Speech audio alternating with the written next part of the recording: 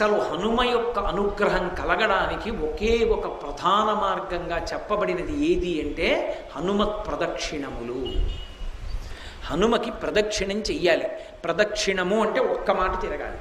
కానీ అది 3 మార్లు తిరగచ్చు, 5 మార్లు తిరగచ్చు, 7 మాటలు తిరగచ్చు, 9 మాటలు తిరగచ్చు, 16 మాటలు, 21 మాటలు, 108 మాటలు.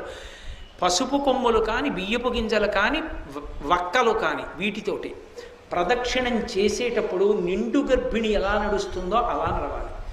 ప్రదక్షిణం చేస్తున్నంతసేపు కూడా ఒక శ్లోకమే చెప్పాలి. రామనామ భజన చేస్తూ కూడా ప్రదక్షిణం చెయ్యకూడదు.